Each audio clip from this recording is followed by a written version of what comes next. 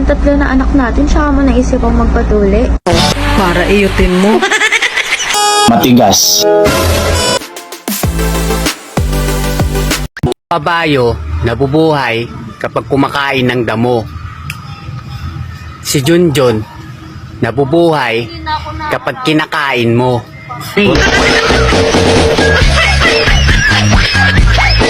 Oh, bakit ka bumalik ulit? Para iyutin mo. Para saktan mo ulit. Hindi. Kunin ko lang yung brief na naiwan ko. Babe, pag hindi ako nakaligtas sa operasyong ito, ikaw na bahala sa mga bata ha. Tumigil ka nga dyan. Kung kailan tatlo na anak natin, tsaka mo naisip ang magpatuli.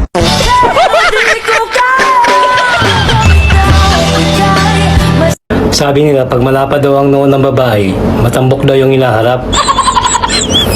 Bakit sa'yo malnourished? Sinungaling. Boys, dede lang ba talaga habol nyo? Eh di magjowa kayo ng aso.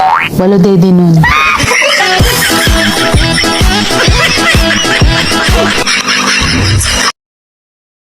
Hindi ako mayaman.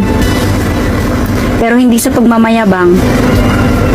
Marami nagbibigay sa akin ng sama ng loob.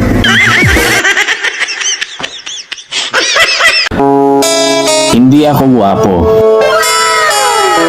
At lalong hindi ako mayaman. Pero isa lang masasabi ko sa'yo. Matigas ang paninindigan ko.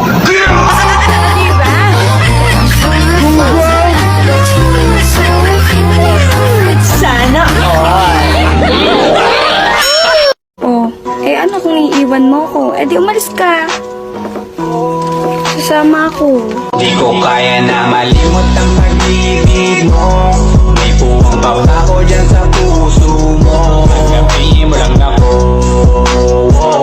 Ako'y babalik sa'yo.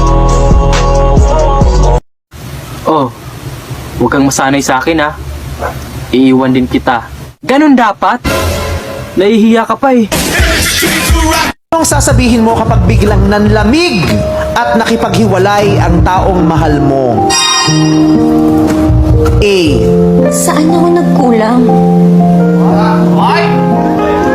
B. Pangit ba ako? C.